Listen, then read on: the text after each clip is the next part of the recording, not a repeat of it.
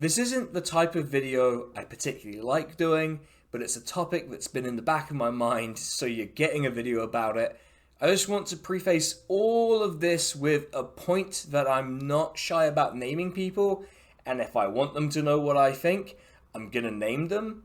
In some cases, I'm gonna be quite critical, and if you like the organizations or the people I'm talking about, I don't want you to think that I believe you're awful or are endorsing everything people say or do when I criticize them. That's not how life works. Life is complicated. People are complicated and people can just be wrong. Part of trying to stop people repeating mistakes is just taking a breath, looking back, and being honest. That's what I'm hoping to do here. It is going to involve criticizing people and condemning them when they need to be condemned or criticized, but it's not about the individuals. They're symptoms of a wider problem. Why make this video and why now? Well, obviously the answer is the patrons and members voted for it, so you can thank them. But really it was because left-wing media in the Anglosphere, but especially the UK, has felt like a factory of sadness.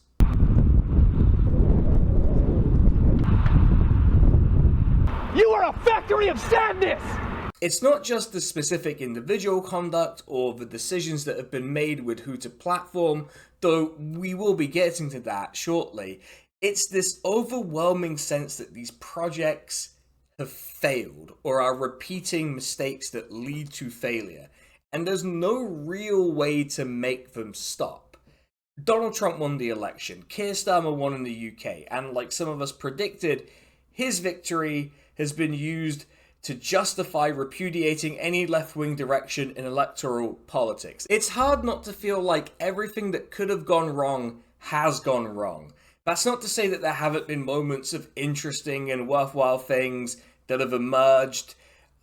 Over the past decade or so, there have been big breakthroughs, unexpected successes, and while it's easy for me to get lost in this feeling that leftist media is a factory of sadness, I do think we're in a better place than we were in, say, 2014.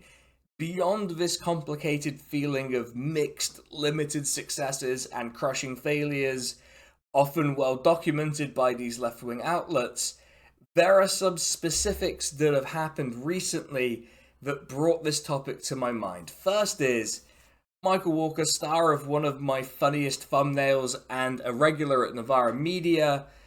For a while now, it's been pretty clear that his politics aren't mine. They probably aren't yours if you're a regular viewer. And there's nothing especially wrong with that. I welcome plurality, and it's totally fine to disagree with people and be a prominent media talking head on the left. We're a quarrelsome bunch on the left, after all. That's like a whole thing, right? That being said, I do think most people have some red lines, and his recent outburst where he said that TERFs have a point about trans women competing in sport, and his use of the term TRA doctrine raised some alarms, mostly because no, TERFs do not have a fucking point, ever. If you ever catch me saying something like that, please take me out back and put me out of my misery. Also because anyone using the term TRA doctrine is using the language of deeply radicalized and reactionary people. You only pick that up if you're immersing yourself in the propaganda of the far right and reactionaries. Gee, where might Michael Walker be picking this kind of thing up? It's a complete mystery. No one can work it out. In isolation, the conduct of one media personality isn't a big deal. Don't like someone? Ignore them. And they might go away. The problem is that this went further and it resulted in Aaron Bastani, a co-founder of Novara, ignoring anyone who pointed out the anti-trans radicalization that was on display, which when you combine it with his own reactionary turns and the fact that he thought he cooked when he posted, "You want to abolish the police, but also want me to discipline a colleague for his opinion." My, aren't we big-brained when we say stuff like that? As if this isn't the most Brendan O'Neill thought process ever expressed by someone. But setting it aside, if you can't see that these two things are different, then you're not in a position to tell people to get serious about the far right or really handle a left media project. You might be better off writing for Spiked in that case. They would then release an interview, I think that week, with noted transphobe Anna Kasparian from yet another disappointing left-wing media project, TYT, which, can we just say, Turkish people should not be naming anything the Young Turks. You can claim it's about the expression all you want. No one's buying it, right? No one is really buying it. You could say, hey, SK, that's just an unfortunate coincidence, and you're reading too much into it in terms of the timings, which maybe, but it is what happened, isn't it? To have both one of their talking heads expressing radicalized transphobia and to then host a radicalized transphobe, what part of that screams this is fine? Another thing that really set my mind to this topic is a friend of the channel, Curtis of Turn Left, deciding to go on to GB News. I'll put up Turn Left's statement so you can read it through, and I'm just going to say it. I think he made a massive mistake. I know that he's done a stream as a kind of post-mortem for this appearance, and I haven't watched it yet. So, if he's addressed anything I say, it might be that he addresses the points I make in this video, and that if he has, he can let me know. He knows how to get in touch with me. You don't need to shit stir. Yes, you know who you are. I'm not saying we should write Curtis or Turn Left off completely, because I think this is a lesson that I had to learn myself. In reverse, because I was hosting someone who maybe I shouldn't have. But in essence, it's a theory of change that I don't think goes anywhere. Especially when you look at the dynamics of being platformed essentially as a prop versus how we platform people who we disagree with. Whichever way round you're doing this, though, the idea is clear. You're courting a portion of the other party's audience. I'll get more into that in a bit. But for now, understand that I think this incentive structure is bad for the production of left-wing media and inevitably, independent of personalities, leads to becoming a factory of sadness. With that out of the way, we're now not going to be talking about specific individuals very much from here on out. So if you came here for a beef video, I'm afraid that's all the beef you're getting, because I find individuals a little boring and I want to figure out why the concept seems to fall flat on its face over and over again. Let's try to define some terms, or at least make sense of what I mean here. There's a conflation I've seen made between what I mean when I say left-wing or leftist media and media that is made by a leftist. You might say, well, isn't that convenient, because that seems angled towards excluding me from this, and yeah, it is a little, I'm not going to deny it, but there is, in my view, a substantive difference between various left media projects and what I'm doing, or doesn't even have to be me. You can pick any old left-wing YouTuber. What I do, and what I think a lot of other YouTubers, podcasters, and streamers do, is intend to entertain first. Any educational political insight you get from it is usually secondary, and crucially, the goal isn't to upend the entire media landscape or even try to address the questions that emerge from that landscape. That's not exhaustive, that's not all-encompassing, that's not everyone. I'm sure there are people out there who do prioritize all these things differently, but for me at least, the goal is to just make videos about things that I find interesting. It's even what I put on my Patreon. Like, there's a reason that's there. None of the individuals who put themselves out there on YouTube really think they're going to upend the media landscape in Britain, not least because that's not how that's going to work. If it is upended, it's not because there are 1,000 left tubers out there. Whereas I think left-wing media is characterized by an attempt to put forward an organized answer to the right-wing dominated media ecosystem we have in the UK. Also in other countries, but let's just focus on the UK for now. They also tend to involve more than one person. They solicit funding from their audience. and pitch themselves directly to a broad left segment of public opinion. What's the point of left-wing media? What is it meant to be doing, and what questions is it trying to provide the answer to? I'm going to offer my personal opinion on what the point of these projects appear to be, bearing in mind that I'm outside of it, right? Firstly, the point of it is to provide a space that can promote left-wing views or opinions. If you look at the overwhelming majority of the British press, the individuals who are platformed tend to come from the centre and the right. Consider that Keir Starmer won the last election with fewer votes than his predecessor got at either election he contested. And yet the media was littered with his cheerleaders before and after the election, while his predecessor's outriders, as the press liked to call them, were barely given any platform at all. Despite, on some metrics, being the most popular iteration of the party in the 21st century. If you get 40% of the vote with the person from your left-wing fringe as your leader, and with the party machine trying to deliberately lose an election, perhaps more than 5% of the people who are platformed in the mainstream press should support that person's project. That feels reasonable, right? By and large, the British press said no, and when they did platform people who represented this view, they were not platformed uncritically or with legitimate curiosity. In this atmosphere, where a large segment of public opinion is being shut out, is it any wonder that projects that seek to platform these parts of public opinion should emerge? I'd like to contrast this with the way the far right behave in this circumstance, because their complaints about, not being platformed, not being listened to, that the people are being ignored, aren't backed up by the fact that if I want to hear a far right opinion, I can just watch the BBC's political coverage most days. Another reason this kind of organization exists is to provide coverage of stories that are neglected by the mainstream of the press or are reported on in a different way. Don't worry, this isn't an advert for Ground News. I think it's called Ground News. That's going to be embarrassing if I get that wrong.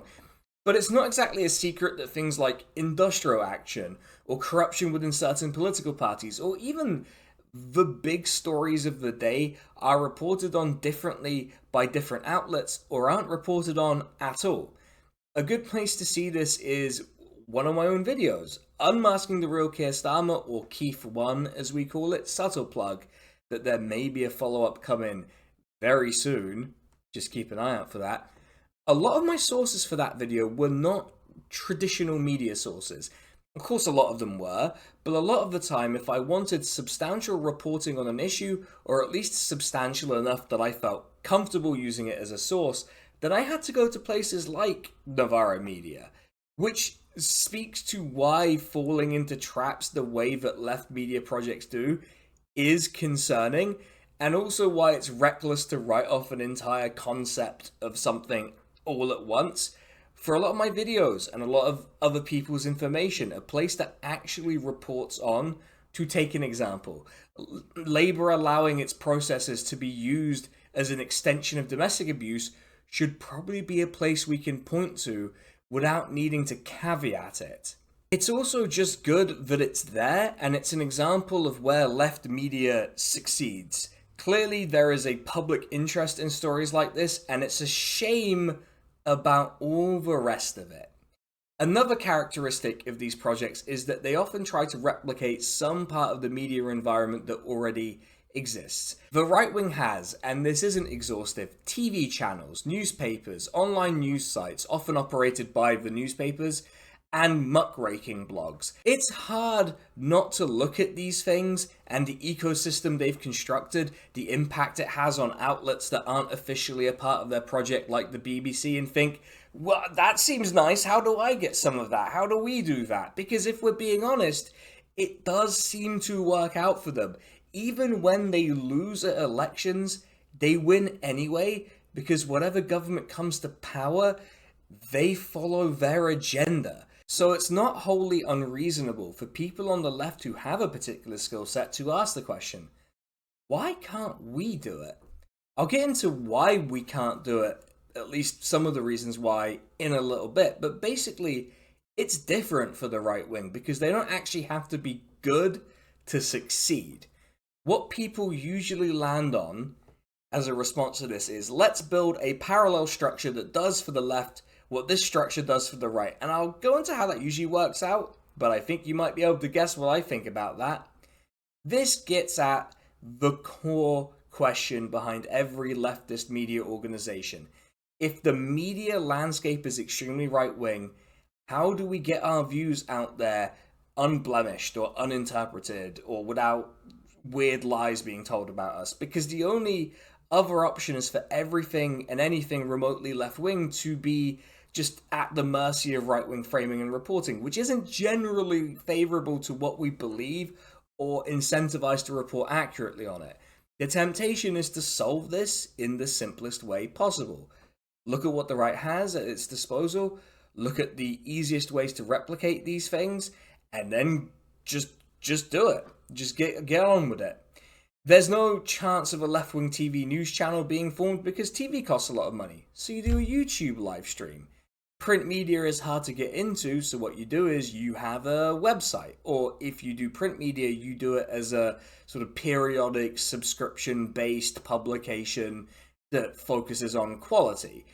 Muckraking blogs where you dig into everyone's business to see what sordid stuff they're up to, well, you can pretty much do that one-to-one. Like, you do need some kind of connections in order to make it work, and not everyone has those, or even has the ability to make those with reliable sources. You get the idea. The principle is, let's do roughly the same thing, but in the most accessible way for people without capital. Of course, there are legitimate questions to be asked here. Can you be meaningfully leftist if you do it on YouTube? I don't know. Maybe a question for me. How can you actually get eyes on your work without the backing of some kind of benefactor? How can we avoid replicating the issues and the biases of the institutions we're imitating? It's also worth considering what success would look like and what that success is tied to. If your goal is to simply be a competitive media entity in a more diverse environment, then that's really fucking hard, and you'll be subject to a lot of externalities.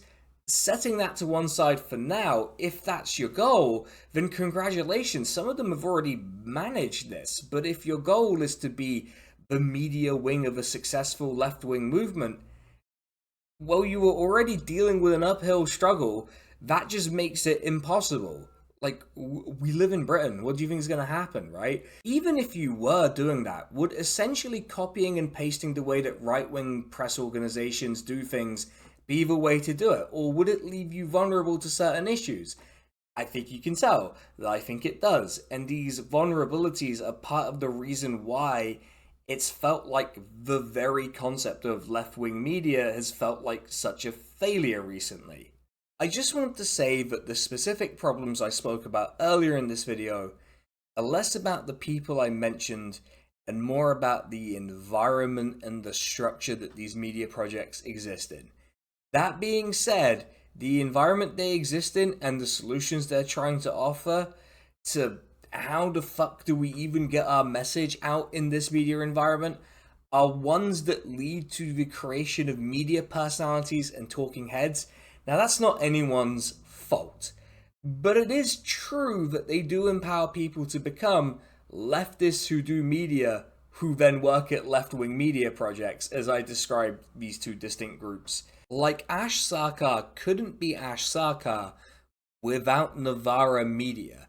To the extent that she is a media personality, it only really came about because of Novara, which means we end up with a bunch of notable personalities who are also trying to be organized in a way that can meaningfully succeed as a media project. You end up with a competitive environment within the organization and against other projects. People often misunderstand the attention economy, and so they start going out of their way to stand out in particular ways that are not necessarily productive. To some extent, I totally get it, because in a world where anyone with a camera and a microphone, or with an account on a microblogging site, or who happens to know someone who knows someone and can post it somewhere on like a blog website, could potentially sap attention from you, you do need to stand out. And standing out is really, really hard work. Just trust me on that one, it's really hard work. So how do you stand out in a world where any dipshit with fancy lights and a microphone could do your shtick better than you? Well, you could try to be the go-to place for left-wing opinions by hosting as many strains of left-wing commentator as you can. I mean, there are plenty of talented, opinionated people who would love to do that with almost any type of media that they could get their hands on. The trouble with that is it does require trust and a belief that a person has something interesting to say or contribute. And I say this with maximum love, but that's not everyone. Some people aren't built for that sort of thing, or need time to learn how to do it, and that's okay. There are other ways to contribute, and I would argue that being a talking head, especially a talking head online, I mean, if it's the only thing that you do, it has a limited utility, even if you're doing good reporting or having the best opinions, let alone if you're doing whatever it is that I'm doing, which is neither of those things. Of course, most people would rather not deal with the stress of figuring out who has something to say, so you stick to a narrow section of regulars who you know do well. And stop me if this is beginning to sound like all those other types of media outlets, right? For that to work, though, you do need to already be somebody or something, and after a while you might find that you hit a ceiling and need to stand out again, especially without a overarching unifying project nationally. So what do you do next? You perhaps start to court controversy. Now, by this point, an audience has usually been built up, and so you know what buttons to press. Maybe you host a eugenicist. Maybe you debate some right-wing weirdo. Maybe you release an interview with a transphobe just after one of your senior figures has been spouting radicalized transphobia. And you'll notice, when a left media organization does this, the controversies always seem to reach out to the right, and they end up with the right defending them. Usually the media personalities involved will laud this as them being heterodox thinkers, but in reality it's them signaling that they're willing to pay a certain price if it brings them the sensation of relevance.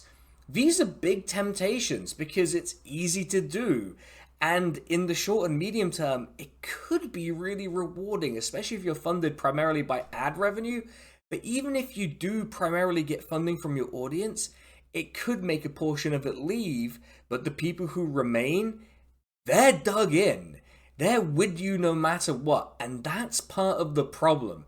This isn't just a failure because the left-wing media organization is now expressing some pretty right-wing views.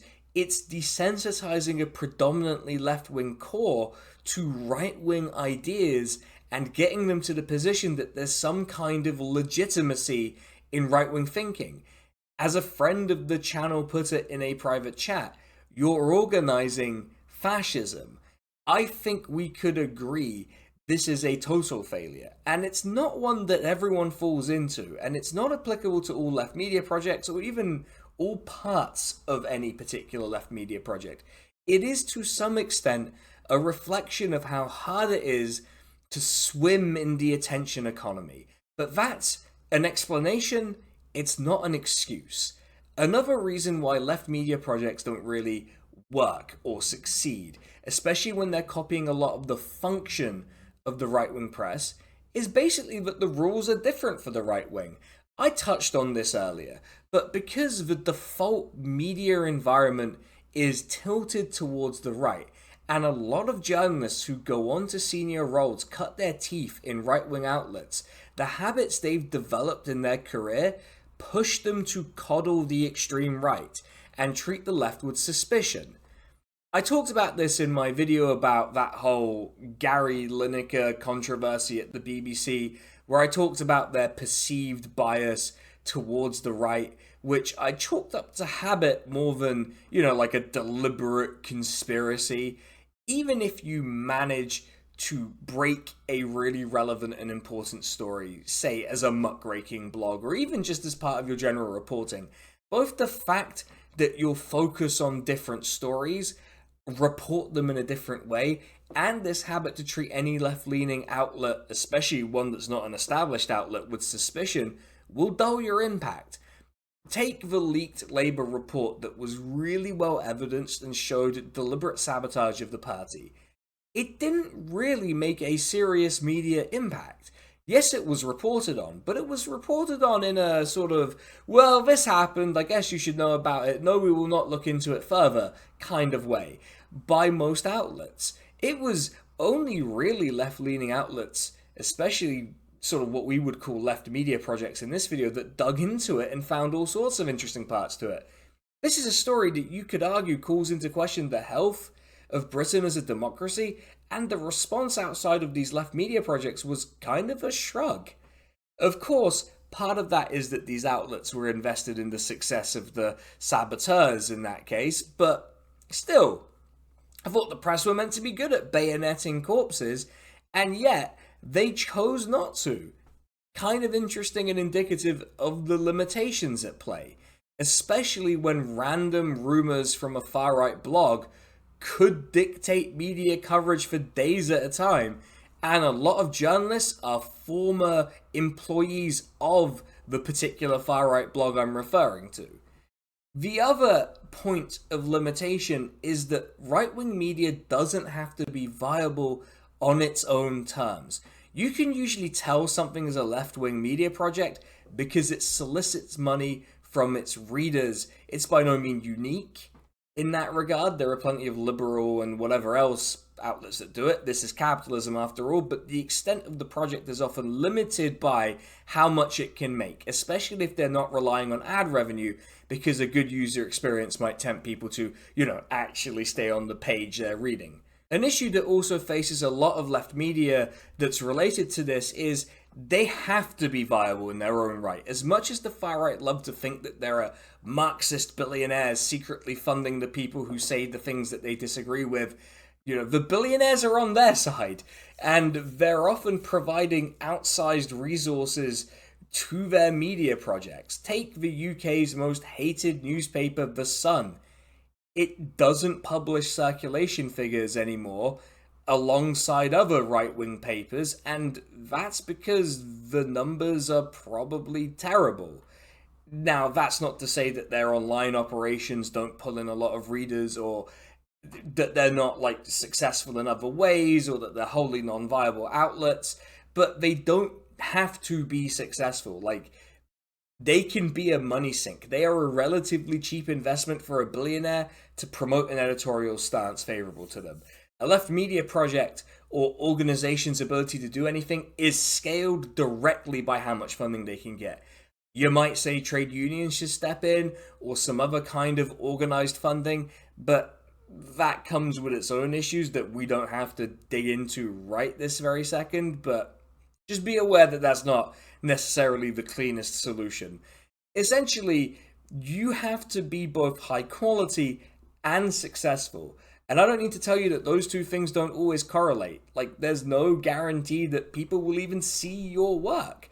Really, the point here is that we don't have access to the force multipliers the right have. We don't have big money backers. We're not inherently taken seriously by mainstream outlets. The level of quality we have to produce to even get that close is almost prohibitively high. And even if you manage that, there's no guarantee of success. The right and their projects don't need to do this. They can churn out slop and succeed. Is it frustrating? Yes. This is a reason why I think looking at what the right has and trying to replicate it can't really work.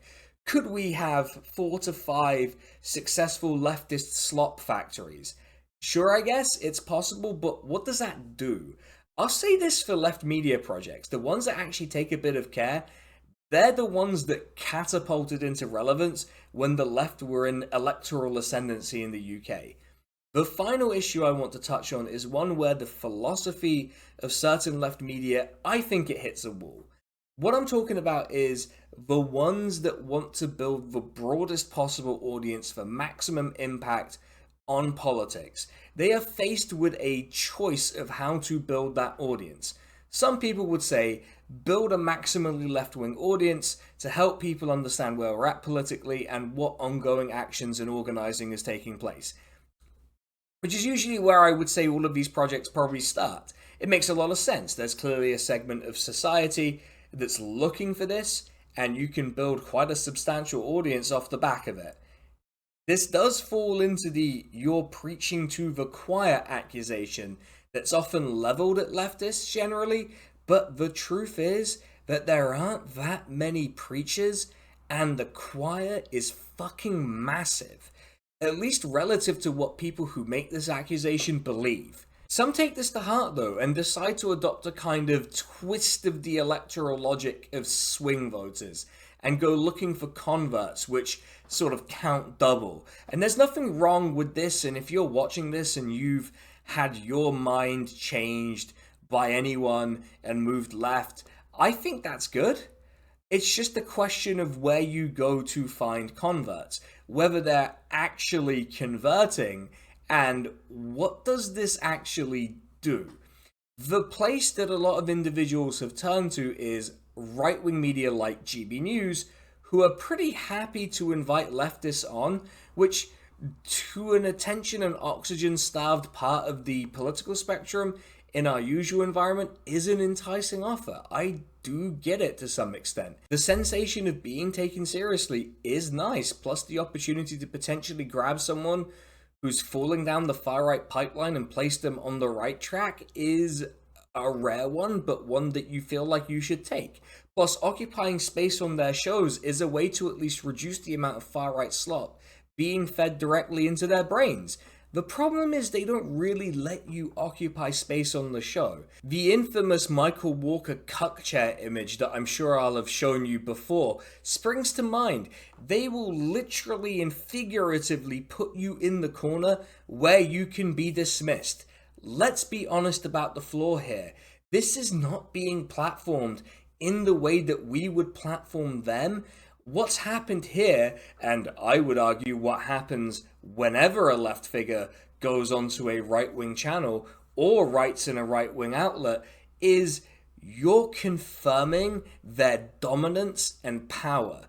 They're not coming to us to go onto our shows, at least not as often, because we don't have what they're looking for. Beyond the legitimacy of being seen next to a leftist, which they can get by just having us on their platform. Sure, you might not be like Michael Walker and be forced to sit in the GB News cuck chair, but even if you're sitting on a panel like an equal, what did you actually achieve?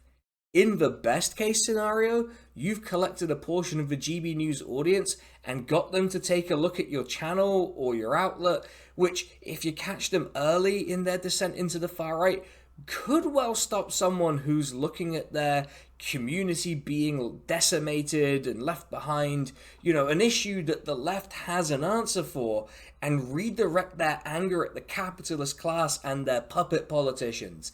The trouble is, if someone is watching GB News for long enough to notice that you're on there, they're probably not at the start of that journey. They're probably already blaming immigrants, the left, wokeism, video game characters they can't jerk off to. Just take your pick for the problems they're facing. You might get a short-term boost in subscribers or readers or viewers or whatever, but take it from me, it's fleeting.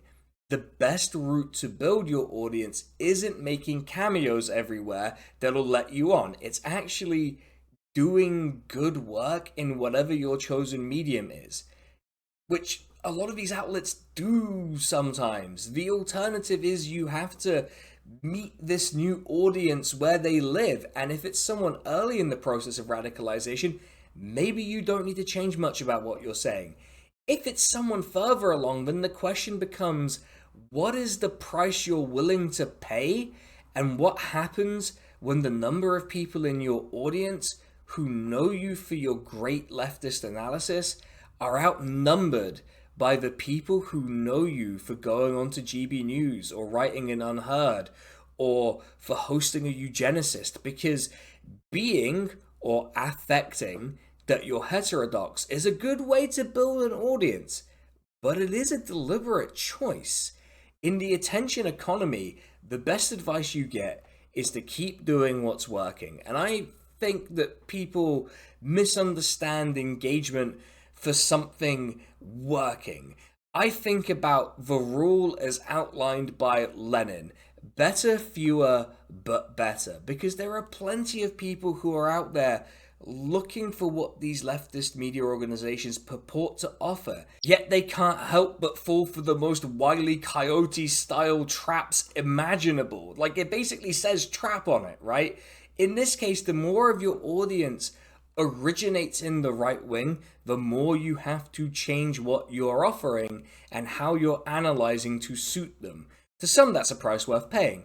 What does it matter if you're engaging in or platforming bigotry if some people realize that raising taxes on the rich isn't some Marxist plot to impoverish them? Well, it matters because if your goal is organizing or informing the working class is disproportionately LGBTQ+, from minority backgrounds, and made up of women. People who are repulsed by this kind of chasing of the right in their audiences. What you end up doing, and what we must never do, which is why if you're doing this you really need to just stop and think about it, is help organize fascism. You are not there as an equal.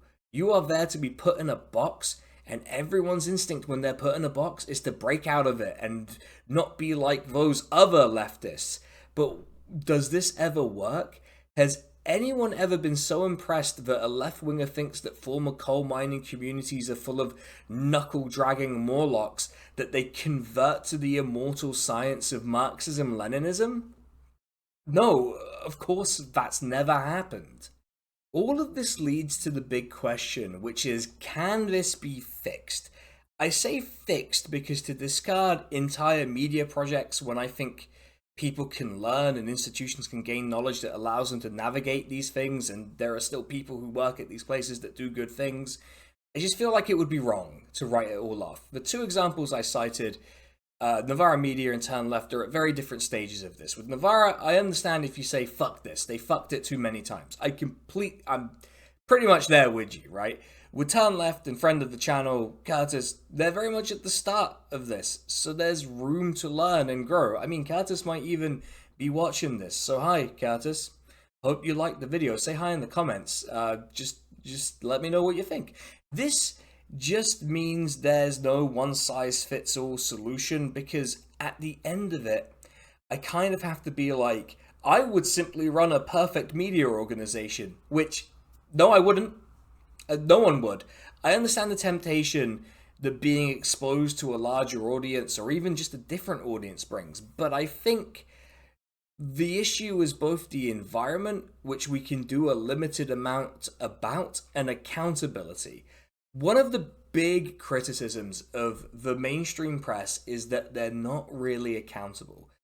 They can be wrong and peddle bigotry and conspiracy theories and be nakedly biased, and nothing will ever happen to them. This is the problem we have with left media organizations, and it's actually kind of worse for us. Yes, a lot of them are funded by their readers or their viewers or whatever it is they have in their particular medium, so in theory we could lead a campaign to defund them if they stray too far from the path. What actually ends up happening when someone tries to do that, though? You get hit with a chorus of people insisting that these organizations and the efforts to change the media environment that they're making are a necessary part of the movement, that we need favorable media spaces to incubate our views, and if people are being more honest, that we need propagandists, or you get the accusations that we're doing purity tests. So we can't actually hold them accountable as a broad movement. So what the solution appears to be is not just holding them accountable, like the organizations and the individuals, but actually we need to hold ourselves accountable. Get our shit together. How do we do that? Who the fuck knows at this point, but I know we can't keep bashing our heads against the wall and expecting it to cave to our will. I guess the best we can do is make our criticisms, learn, and hope that the people rising in that space don't have to learn these things the hard way.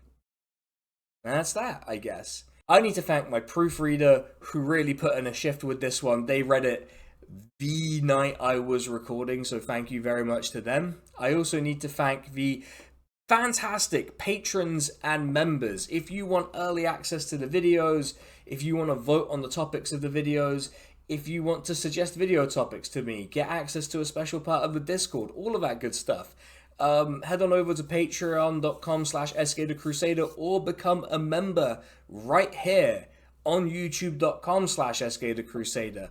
But I need to give a special shout out to the top tier patrons, Drone Riff, Mercutio, Kersley Scheider, John N. and Liron, and to our YouTube members, Nadir Jiwa, Katie Marshall, and Roger Zugi. Special thank you to all of them. And with that, everyone, remember to like, comment, subscribe, all of the good stuff, and I will catch you for one final video of 2024. And it's going to be a massive video, so I really do recommend subscribing just for that. And with that, on that note, everyone, I'll catch you all on that one. See ya. Ooh.